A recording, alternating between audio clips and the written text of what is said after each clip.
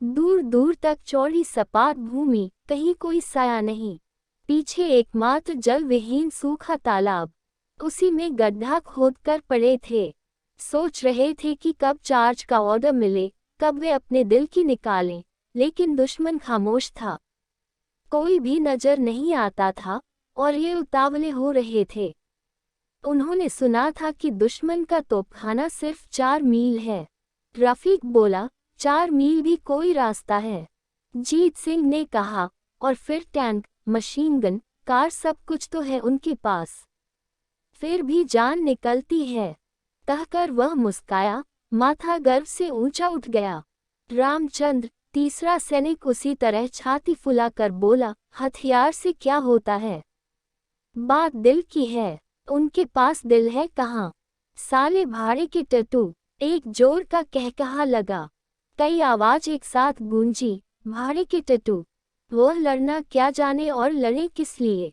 पेट के लिए कहीं लड़ा जाता है। एक सैनिक पूछ बैठा, तो किसके लिए? जीत सिंह ने राइफल तोलकर जवाब दिया, देश के लिए। एक बार फिर गर्व से सबके मस्तक ऊंचे उठे। हाँ, हम देश के लिए लड़ते हैं, उस देश के लिए लड़ते हैं जिसकी मिट्टी से हम बने हैं। और तब तक लड़ते रहेंगे जब तक यह आज़ाद नहीं हो जाता। हाँ, हमने दिल्ली पहुंचने की प्रतिज्ञा की है। हमें लाल किले पर अपना प्यारा झंडा फहराना है। बेशक हम लाल किले पर अपने प्यारे तिरंगे झंडे को फहराएंगे। हमारे नेताजी ने बहादुर शाह की कब्र पर कसम खाई थी कि हम उसे झूठ ही नहीं होने देंगे, कभी न होने देंगे। जैसे उत्साह साकार होकर हर एक सिपाही के रूप में वहां आ गया था। वे संख्या में बहुत कम थे। उनके वस्त्र फट गए थे। उनके पास हथियार के नाम पर केवल राइफलें थीं। उनके पास पेट भर भोजन भी नहीं था, लेकिन वे कह रहे थे, हम घास खाएंगे पर जीते जी पीछे नहीं हटेंगे। रफीक ने मुस्कुरा कर कहा, खुदा की कसम, हाथ बार बार कांप उठते हैं। जी करता है कि राइफल तोलकर भागा चला जाऊं और दुश्मन के तोपखाने में आग लगा दूं। जीत सिंह हंसा, जी तो मेरा भी ऐसा ही करता है, पर लपटान साहब का हुक्म। फिर जैसे क्षण भर वहां सन्नाटा छा गया, पर दूसरे ही क्षण रफीक यकायक धीरे से बोल उठा, क्यों जीत, घर में तेरी बीवी है? क्यों? पूछता था, क्या सोचती होगी? सोचती क्या होगी? गर्व से उसकी छाती फूलती होगी। सरकार कुछ भी कहे, परंतु लोग तो हमारे ही साथ होंगे। बेशक वे हमारे साथ होंगे, तो बस हमें यही चाहिए। जब मैं भर्ती हुआ था तो मेरा दोस्त गोपाल बहुत गुस्सा हुआ था। कांग्रेसी है न, लेकिन उसे क्या पता कि आज मैं भी उसी राह का राही हूँ। लौट सका तो तभी उसके लेफ्टिनेंट कमांडर ज्ञान सिंह वहां आ गए।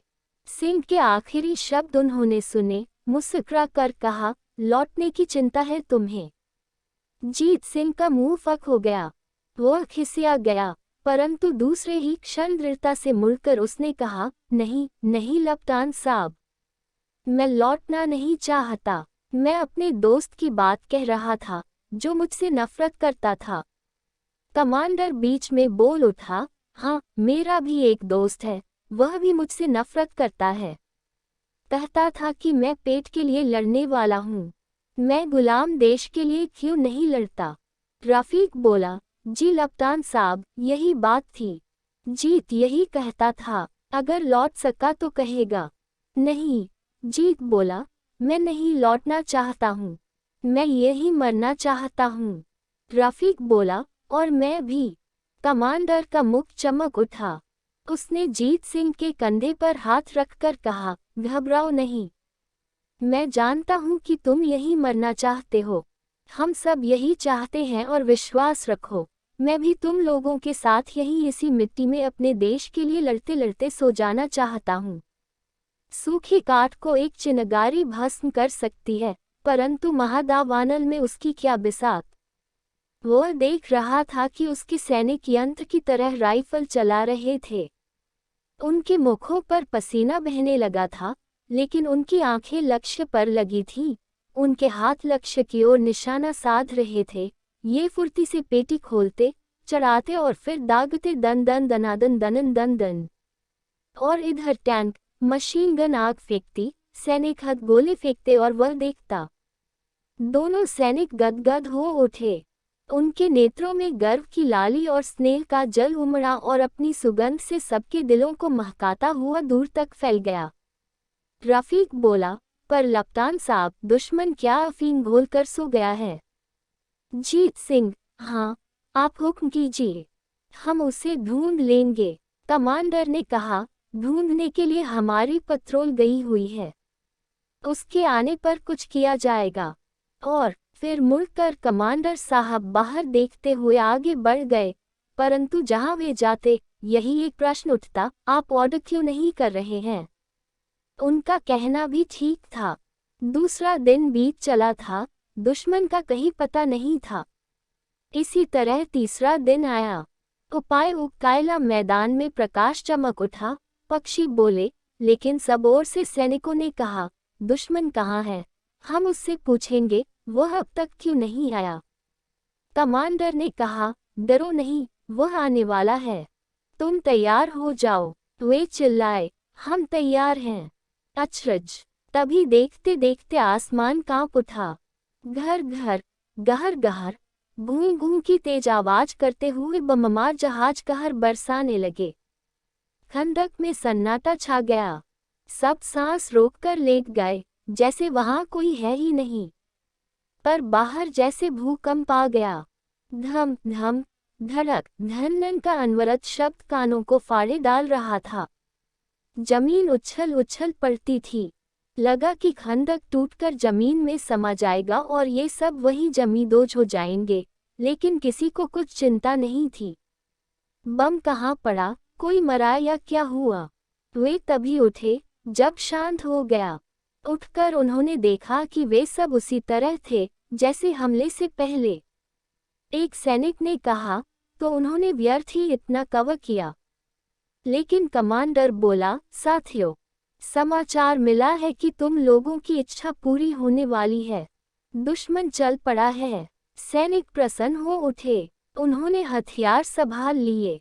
कमांडर ने फिर कहा, परंतु उसके पास टैंक है। एक सैनिक ने कहा, हमारा एक एक सिपाही जीवित टैंक है। उनके पास बख्तरबंद गाड़ियां हैं। हमारी चोट के सामने वे व्यर्थ हैं। उनके पास ट्रक्स भी हैं। यहाँ उनकी कोई कीमत नहीं है। वे संख्या में बहुत हैं, परंतु मुर्दे हैं। कमांडर मुस्कुराया, साथियों, विश्वास रखो, वो तुम्हें नहीं जीत सकता। बेशक नहीं जीत सकता। हम जान हथेली पर रखकर लड़ते हैं, छाती में छिपाकर नहीं। कमांडर खुशी से भर उठा, शाबाश दोस्तों, आओ हम सब मिलकर उसे भगा दें। सब मिलकर। तभी तोपों की पहली बाढ़ छूटी और उसी बाढ़ के बाद दुश्मन आगे बढ़ा। उनके पास 13 टैंक थे, 11 बख्तरबंद गाड़ियां थीं और 70 ट्रक थे। वे 2 हिस्सों में बंट चुके थे। एक भाग सीधा उनकी ओर बढ़ रहा था। टैंक और गाड़ियां आग बरसा रही थीं। गोले धमाके के साथ गिरते, जमीन पर धड़ाका उठता और तब मिट्टी बहुत ऊंचाई तक झरकर फैल जाती। पर सैनिक सांस रोके चुपचाप राह देखते रहे कि कब दुश्मन उतरे और वे दो दो हाथ करें, लेकिन वे किले में बंद थे। धीरे धीरे टैंक और बख्तरबंद कारें उनके इतने समीप आ गई कि सीधे मार पड़ने लगी। दुश्मन सैनिक चुन चुन अपना निशाना बनाने लगे। कमांडर ने देखा, गोले सीधे खंदक में जा रहे हैं और वे दोनों सुरंगें, जो रास्ते में फेंक दी गई थीं, नहीं फटी हैं। फिर भी गति पर बेरक लग गया है। पर वे बराबर आग उगल रहे हैं, वह आग जो जीव मात्र को झुलसाने के लिए तैयार हैं। उसने फिर अपने सैनिकों को देखा। उनका उत्साह मन नहीं पड़ा था, पर वे बहुत कम थे, बहुत कम। पीछे से मदद आनी चाहिए, लेकिन कोई रास्ता नहीं था, कोई भी रास्ता। आगे से आग बराबर उसी तेजी से बढ़ी आ रही थी। कान से कोई शब्द नहीं सुनाई पड़ रहा था। युद्ध का भीषण शब्द रौरव चारों ओर छा गया था। सैनिकों की राइफल की आग उनके सामने चिनगारी की तरह थी। सूखी काठ को एक चिनगारी भस्म कर सकती है, परंतु महादावानल में उसकी क्या बिसात। वह देख रहा था कि उसके सैनिक यंत्र की तरह राइफल चला रहे थे। उनके मुखों पर पसीना बहने लगा था, लेकिन उनकी आंखें लक्ष्य पर लगी थीं। उनके हाथ लक्ष्य की ओर निशाना साध रहे थे। ये फुर्ती से पेटी खोलते, चढ़ाते और फिर दागते, दन दन दनादन दनन दन दन। और इधर टैंक, मशीन गन आग फेंकती, सैनिक हद गोले फेंकते और वह देखता। नहीं, नहीं, ऐसे नहीं होगा, नहीं होगा। इसी प्रकार वे सब भूल सकते हैं। खंदक में रहना आत्महत्या करने के समान है। वे मर जाएंगे या कैद हो जाएंगे और दुश्मन का कुछ नहीं होगा। आह, वह किटकिटाया, दुश्मन का कुछ नहीं होगा। दुश्मन के सैनिक बहुत थे, परंतु आज़ाद हिंद फौज के सैनिकों का उत्साह संख्या की परवाह नहीं कर रहा था। उनके कदम बढ़ना जानते थे। उनकी आंखें दुश्मन पर थीं, उनके हाथों में बायोनेट थी। वे नारा लगाते, नेताजी की जय, और दुश्मन पर टूट पड़ते। उनका बहादुर कमांडर बराबर उनके साथ था। वह लड़ रहा था, पर उसकी आंखें मैदान की स्थिति को जांच रही थीं। उसने जान लिया था कि वे संख्या में कम हैं, पर वे पीछे नहीं हटेंगे। और वे नहीं हटे। वह चिल्लाया, शाबाश वीरो, बड़े चलो। नेताजी के नाम पर धब्बा न लगने पाए तो वह क्या करे, आखिर क्या करे। दिमाग बड़ी तेजी के साथ घूमा। वह एक सुरक्षित स्थान पर खड़ा था। वह सब कुछ देख रहा था। देख रहा था अपने मुट्ठी भर सैनिकों का उत्साह और दुश्मन के किले से उमड़ती हुई आग, जो कुछ ही क्षणों में सबको फूंक सकती थी। नहीं, यह नहीं होगा। वह काय की मौत है और आज़ाद हिंद का सैनिक काय की मौत नहीं मर सकता। नहीं, कभी नहीं। बस इस क्षण में विचारों का एक समूह, घटनाओं की एक लंबी तालिका उसके मस्तिष्क में आई और गई और वह चिल्ला उठा, चार्ज। जैसे बिजली कौंध गई, तूफान फूट पड़ा। सैनिक मौत की तेजी से खंदक से बाहर निकल आए और बायोनेट लेकर ही दुश्मन पर धावा बोल दिया। सबसे आगे वह था। वह उनका कमांडर जो था, चिल्ला रहा था, नेताजी की जय, इनकलाब जिंदाबाद, आज़ाद हिंदुस्तान जिंदाबाद, चलो दिल्ली, जय हिंद। सैनिक उन नारों को दूने उत्साह से दोहराते और परवानों की तरह आगे बढ़ जाते। और इन नारों की उठती हुई आवाज तोपों, टैंकों की गड़गड़ाहट से ऊपर होकर दुश्मन की छाती में भर उठी, जैसे उन्होंने मौत को सजग देखा। वे ट्रकों से उतर पड़े और फिर आमने सामने युद्ध छिड़ गया। दुश्मन के सैनिक बहुत थे, परंतु आज़ाद हिंद फौज के सैनिकों का उत्साह संख्या की परवाह नहीं कर रहा था।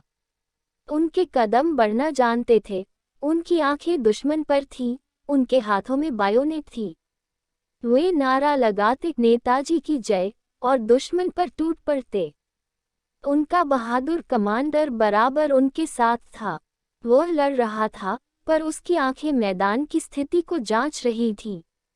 उसने जान लिया था कि वे संख्या में कम हैं, पर वे पीछे नहीं हटेंगे। और वे नहीं हटे। वह चिल्लाया, शाबाश वीरो, बड़े चलो। नेताजी के नाम पर धब्बा न लगने पाए। शाबाश, आज़ाद हिंद तुम्हारा स्वागत कर रहा है। शाबाश। उसने खुशी से भर कर देखा, इस धावे से दुश्मन घबरा गया है। इतने टैंक, तोपों, मशीन गनों के बावजूद वह पीछे हट रहा है। दुश्मन पीछे हट रहा है। और उसके सैनिक, उसने देखा, वे धीरे धीरे धरती पर लेट रहे हैं, फिर भी उनका प्रत्येक कदम आगे ही बढ़ रहा है।